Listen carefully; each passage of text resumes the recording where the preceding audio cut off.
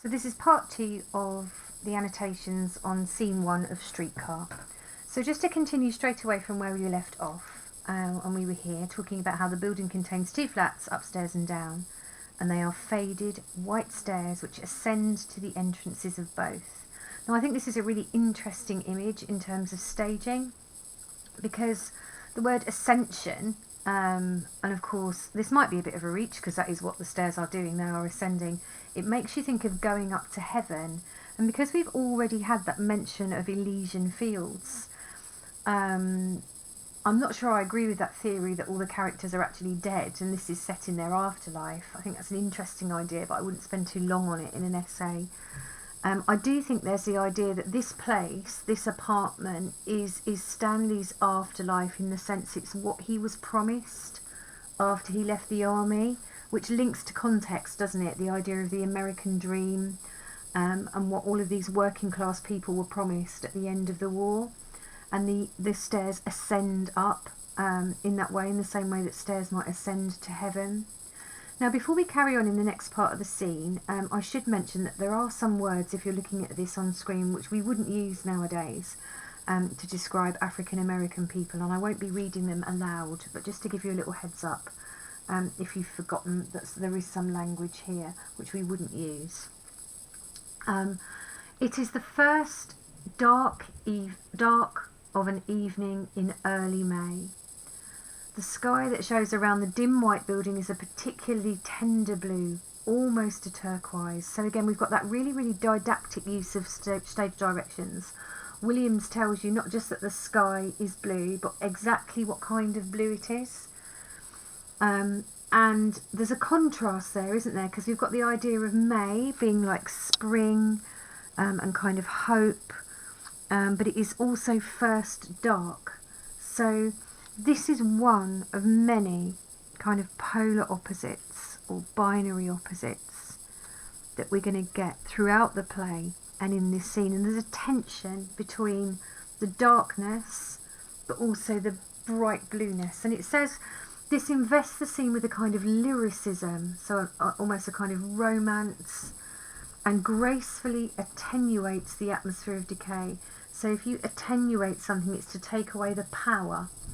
So this beautiful blueness to the sky gives it a dreamlike quality, and it takes away the idea that New Orleans is decaying.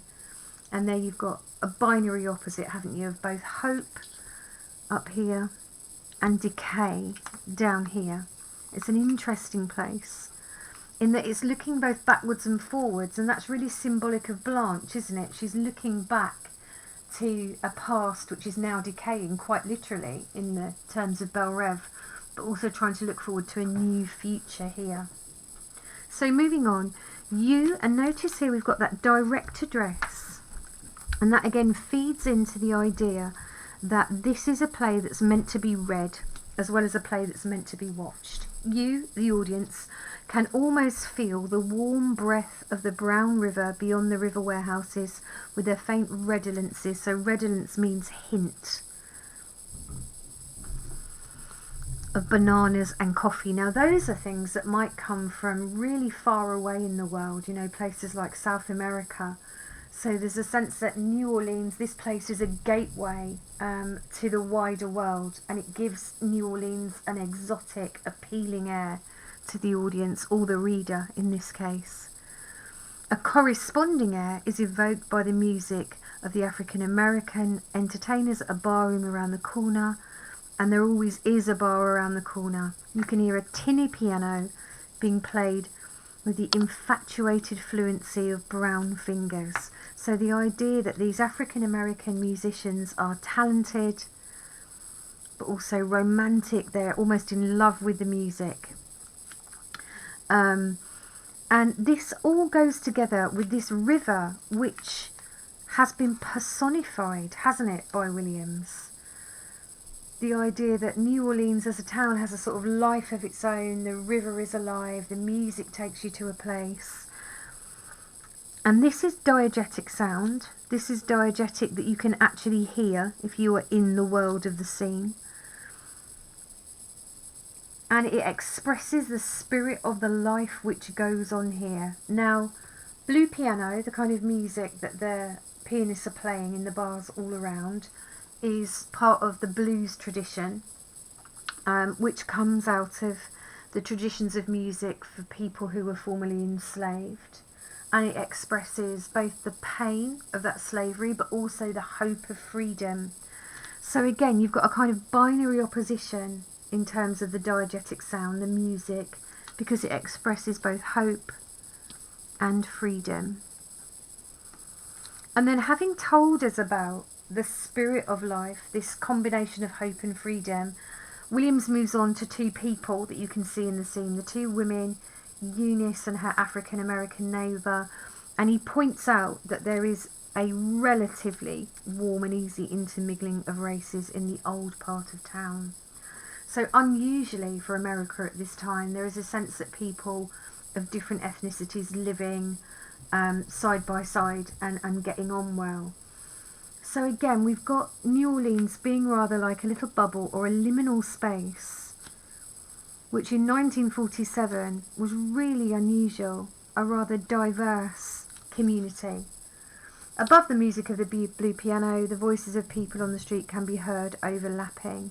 So notice how throughout the stage directions he zooms in. He goes from the whole area, then to the river, then into the street, then into the apartment, and then to the people who are living there. So it's a really cinematic almost way of approaching the scene. If you get a question about staging, or if you get a question about symbolism or imagery, you could talk about how Williams uses really cinematic techniques. He acts almost like a cameraman, doesn't he, pulling you into the scene. And now we're with individual people. So I'm just going to skip forward a little bit from the description of Blanche coming into the scene and moving still in scene 1 to this really interesting description of Stanley and Mitch coming into the scene. Two men come around the corner, Stanley Kowalski and Mitch. Now you will notice that throughout the play we are confined to the apartment or the very outside of it. The audience are kept very restricted and very few characters actually seem to leave. But Stanley and Mitch as men get to leave the scene. They come back from work from around the corner into the scene, and there's a sense there, I think, of patriarchy, the idea that they come from outside the scene back in.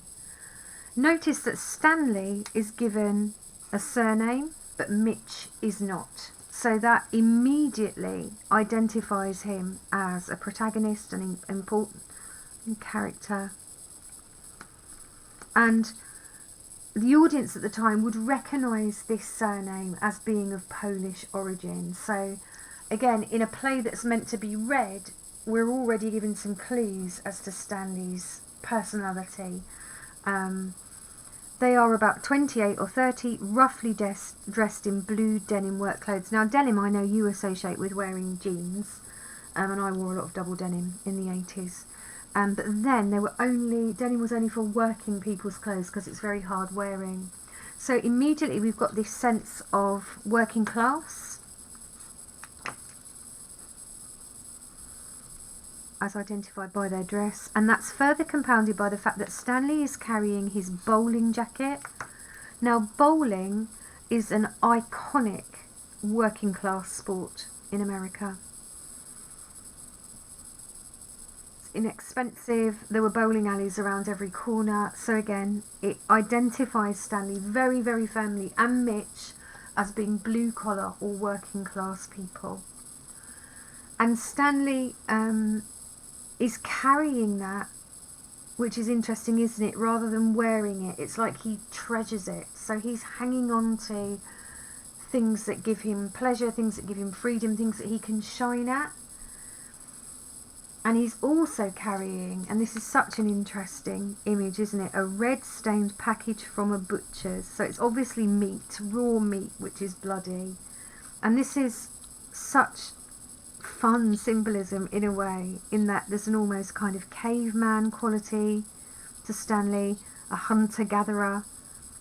He brings home meat for his wife, and then he further adds this idea of him being almost animal-like or predatory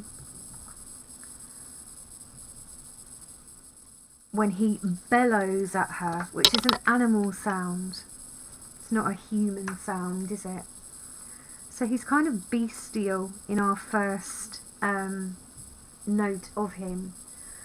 But that's interesting, isn't it? Because you've got that binary opposition of him having the bowling jacket as well. And he bellows, "Hey there, Stella, baby." Now, this is colloquial. Again, most unusual for the time, where most films, plays have been very glamorous, very unrealistic, to kind of lift people out of the trauma of warfare. And if we look at that colloquial language, that gives this scene a real sense of realism alongside you know, what he's wearing and what they do. Then we get Stella comes out, and she's a gentle young woman, a background obviously quite different from her husband's. Now, I think this is so significant because he tells us that she's different, but he doesn't tell us how. And that suggests to me that he's expecting the audience to know. So there's an assumption about the audience.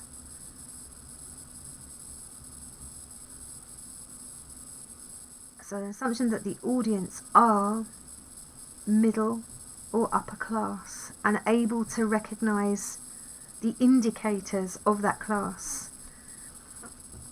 Because if you think about it, the description of everything else, the apartment, the men, the river, the music, is so detailed, and yet there's a real detail lacking here. So there's a sense that, well, you would just recognise, wouldn't you, as an audience? Williams is saying you would just recognise that these people are middle or upper class.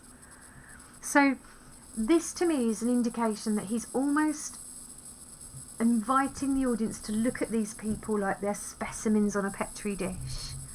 He doesn't think that the audience are like the people on stage. There's a gap there, isn't there?